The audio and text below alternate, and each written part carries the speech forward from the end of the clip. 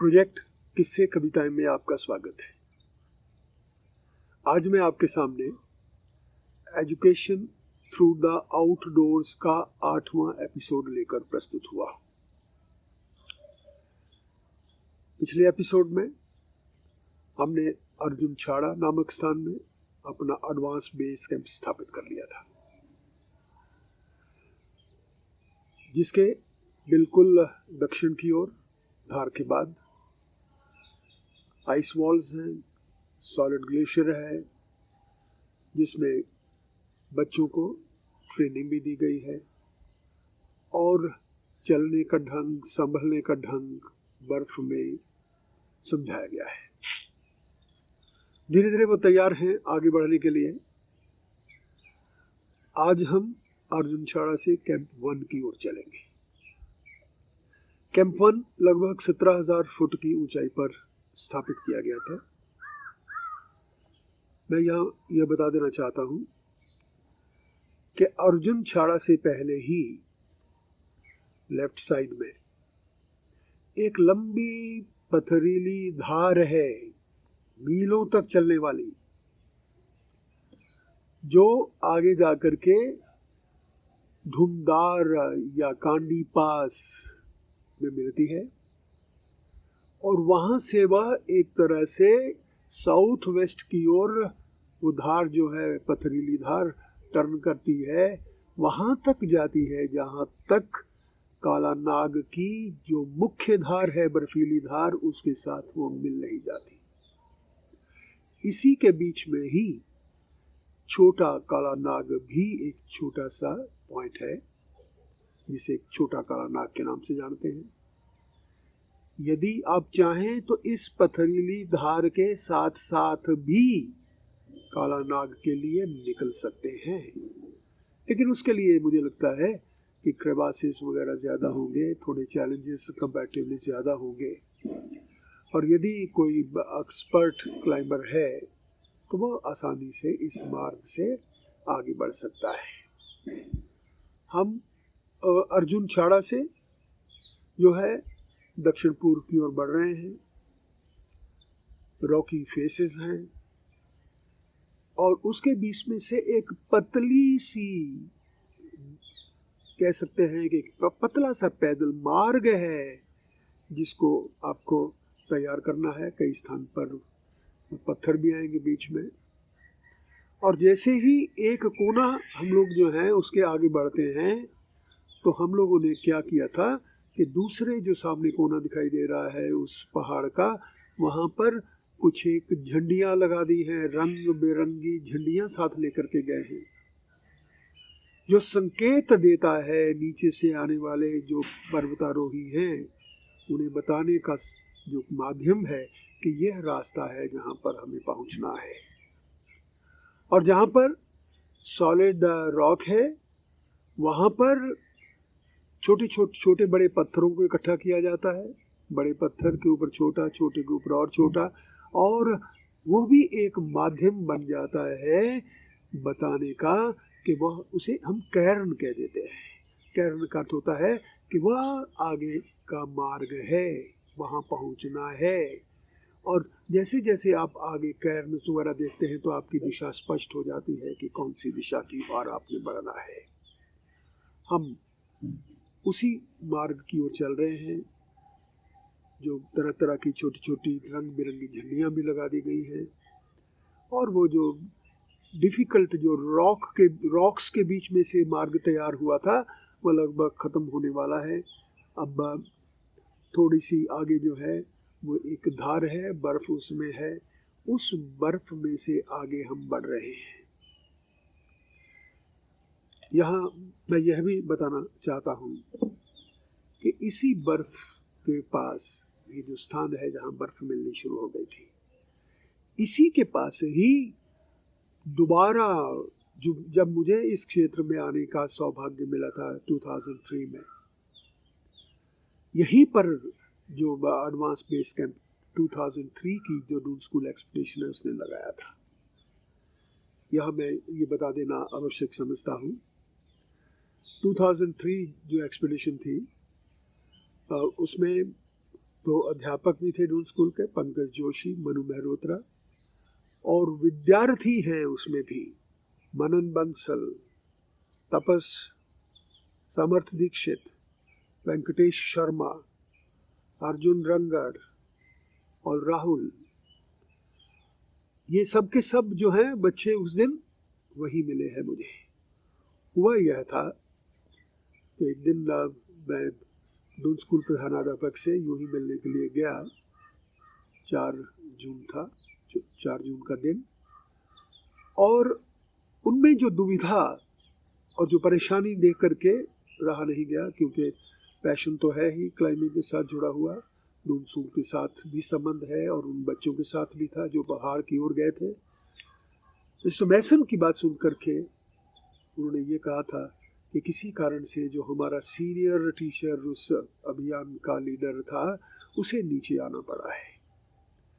नीचे आने का अर्थ ये है कि जो पूरी अभियान दल हैं वह एक तरह से उस सीनियर टीचर के बिना हैं, दूसरे टीचर्स भी हैं। रहा नहीं गया। ठीक है, मेरे पास 10-15 दिन है, मिस्टर मैसन से कहा, और उन्होंने उस बात को स्वीकार करते हुए कि बहुत अच्छा होगा यदि आप चले जाए तो, और मैं चल दिया। तीसरे दिन सुबह ही मैं उनको बेस कैंप, जो कैंप बेस 1 कैंप से होते हुए, एडवांस बेस कैंप से होते हुए कैंप 1 में पकड़ लिया था। बच्चे जैसे ही उन्हें पता चला कि मैं आया हूँ, वे प्रसन्न थे, क्योंकि एक सीनियर व्यक्ति और जो पहाड़ से जुड़ा हुआ है बहुत दिनों से, उसके आने पर उनकी जो सोच थी वो बिल्कुल अलग तरह की थी। परंतु अब मैं जो है आपके साथ मुख्य बात 1984 एक्सपीडिशन की कर रहा हूँ। बीच बीच में 2003 वाली बात भी करेंगे। उस धार के बाद, बर्फीली धार के बाद, हम लोग चल दिए हैं दक्षिण पूर्व की ओर। ग्लेशियर आ गया है, जो कालानाग से उतरता हुई जो धार है, उसकी बर्फीली धार, वह एक डोम के साथ जोड़ती है, और डोम जो है वो नीचे एक लंबी स्नोफील्ड के साथ जोड़ती है उस पूरे के पूरे क्षेत्र को, और स्नोफील्ड जो है वह उस पथरीली जो धार थी उसके साथ मिलती है। इसी के आसपास हमारा जो कैंप 1 है वो स्थापित किया जाएगा। हमारे जो एक्सपर्ट हैं श्री हर्षवाणी नौटियाल, उन्होंने सभी से कहा है, जो साथ में आए हुए बोजी हैं, पोर्टर्स, सामान उतार दिया गया है, और अब हमें कैंप 1 की जो है उचित स्थान ढूंढना है। क्लाइंबिंग शूज जो हैं वो हमने पहन लिए हैं, आइसेक्स को निकाल लिया गया है, और स्थान के लिए निकल पड़े हैं जो बहुत दूर नहीं। नौटियाल जी ने एक ऐसे स्थान की ओर संकेत किया, वहां पहुंचे। बीच में उस स्नोफील्ड के बीच में क्रेवासिस भी थी, सॉलिड आइस है, एक मोरेन सा है, पथरीली धार है उसमें। उन्होंने कहा कि ये स्थान सबसे उचित कैंप स्थल होगा। पत्थरों को हटाया गया, नीचे सॉलिड आइस है। मुझे अजीब सा लगा, लेकिन उन्होंने कहा कि ये आगे कितने ही वर्षों तक ये स्थान सुंदर कैंप स्थल रह सकता है। हाँ, इधर उधर जाते समय व्यक्ति को थोड़ा ध्यान रखना पड़ेगा इन क्रेवासिस का। आइसेक्स ने अपना स्थान काम करना शुरू कर दिया है, आगे बढ़ता है वह। रोप अप हुए थे, हम स्थान तक पहुंचे, कैंप स्थान फाइनल कर लिया है, और टेंट्स लग रहे हैं। अब सदस्यों को लौटना है, क्योंकि उन्हें एक तरह से ये अक्लेमेटाइजेशन के लिए ज़रूरी हो जाता है कि हम लोड फेरी के लिए ऊपर वाले कैंप में जाएं, लौट आएं। ये बहुत ज़रूरी होता है। बाकी सदस्यों को लौटना है। मैं और छोटू जो हमारा असिस्टेंट कुक था वो मेरे साथ रहेगा यहाँ इस कैंप में। उनके चले जाने के बाद एकांत वातावरण है। हर पल जो ध्यान है वो दक्षिण की ओर कालानाग की जो लंबी धार है उसी को देखता रहता है। उसमें से एक मार्ग ढूंढता कि किस मार्ग से हम जा सकते हैं। और मैं ये भी बता देना चाहता हूँ, ये भी ज़रूरी है जानना, अक्लाइमेटाइजेशन एक इम्पॉर्टेंट हिस्सा है, लोड फेरी एक इम्पॉर्टेंट हिस्सा है।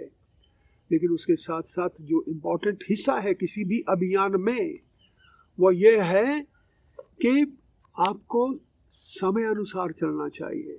पहाड़ में प्रायः दोपहर के समय बारिश आ जाती है और ज़्यादा ऊंचाई पर हैं तो बर्फ़ ही बर्फ़ गिरनी शुरू हो जाती है, और यदि आपने उससे पहले अपने कैंप को स्थापित नहीं कर लिया तो कई बार परेशानी होती है।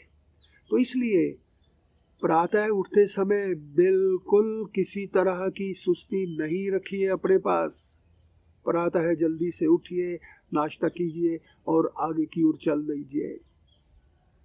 वैसे भी जो पथरीली धार हो या बर्फीली धार हो, जैसे जैसे धूप बढ़ती चली जाती है, गर्मी होनी शुरू हो जाती है ज़्यादा और बर्फ़ पिघलने लगती है, तो उसके रास्ते में यदि छोटे बड़े पत्थर भी होते हैं तो वो नीचे की ओर यात्रा करना शुरू कर देते हैं। कई बार चोट भी लग जाती है यदि वो पत्थर लगे तो। इसलिए उचित यही है, समय पर चलिए, समय पर पहुंचिए अपने अगले कैंप में, ये बहुत ज़रूरी है। यह भी बहुत ज़रूरी है आपके पास हर पल अपना पानी होना चाहिए, वाटर बॉटल होनी चाहिए, क्योंकि पानी जितना आप पिएंगे आप ज़्यादा स्वस्थ रहेंगे। लिक्विड जितना लेंगे, चाहे वो सूप के रूप में है, चाहे वो चाय के रूप में है, चाहे कॉफ़ी के रूप में है, चाहे वो पानी के रूप में है, कॉफ़ी जितनी पी सकते हैं, चाय जितनी पी सकते हैं उचित है। पानी ज़रूर पीजिए और अपने पास छोटी छोटी ऐसी खाने की चीज़ें रख लेनी चाहिए जो आपको थोड़ा फीलिंग तो हो लेकिन प्यास जिससे ज़्यादा ना लगे। कैंप 1 हमारा जो है स्टैब्लिश हो गया है। शाम घिरने वाली है और एकांत में हूँ, बीच बीच में बादल आते। आश्चर्य होता उन बादलों के साथ छुआवल खेलते हुए। वो छूते आपको, आपके भीतर एक झुरझुरी सी उत्पन्न होती और कई बार तो ऐसा लगता है जैसे वह जो बादल है एक चोटी से दूसरी चोटी की ओर सीधे उड़ते चले जाते हैं। उनके लिए किसी तरह का कोई व्यवधान नहीं, उड़ते चले जाते हैं। वो परवाह नहीं है उन्हें कि इर्द गिर्द के संसार में क्या हो रहा है। और यदि आप शाम के समय, क्योंकि बारिश के बाद दूर दूर तक घाटी में यानी पश्चिम की ओर जो है, जो एक तरह से आप कह सकते हैं कि काला नाग को सांकरी से जोड़ती हो पूरी घाटी है, उसके ऊपर एक सफ़ेद बादलों की लेयर बनी है। अद्भुत दृश्य है। और शाम के समय वैसे भी सूर्य की किरणें जब इन पहाड़ियों की चोटियों पर पड़ती हैं तो एक अद्भुत दृश्य को प्रस्तुत करती हैं हमारे सामने। और सहज ही में जो है आपका हाथ चलना शुरू हो जाता है, आप कलाकार बन जाते हैं, लिखना शुरू कर देते हैं। मुझे याद है प्रातःकाल के समय कैंप 1 में बिल्कुल अकेला था और मेरे पास पेंसिल भी नहीं थी, केवल एक पेन था। पेन से ही मैं उस काला नाग की जो है स्केच है उसे बनाना शुरू कर दिया था। अद्भुत दृश्य होता है पहाड़ में, अद्भुत जो सीन है, सौंदर्य है वहाँ का, वो आपको हर पल आकर्षित करता है। और रात के समय नींद भी ठीक से नहीं आ पाई, क्योंकि कैंप के बिल्कुल पास दोनों ओर एक क्रेवास है बड़े बड़े, और रात के समय जैसे ही क्रेवास में एक छोटा सा कोई पत्थर भी गिरता तो उसकी एक गूंज इतनी भयानक उठती कि लगता ओ गॉड कहाँ आ गए, डरावनी होती। परंतु धीरे धीरे हम अभ्यस्त हो गए हैं। अगले दिन प्रातःकाल 10-11 बजे के आसपास बाकी सदस्य भी पहुंच गए हैं, उनका चहचहाना शुरू हो गया है और योजना बननी शुरू हो गई है आगे की। आज इतना ही, और आपके पास मैं पुनः शीघ्र ही आऊँगा। जो मुख्य जो क्लाइंब है काला नाग की उसके साथ, और हम चलेंगे काला नाग को क्लाइंब करने के लिए। तब तक आप अपना ध्यान रखिए। आपका बहुत बहुत धन्यवाद।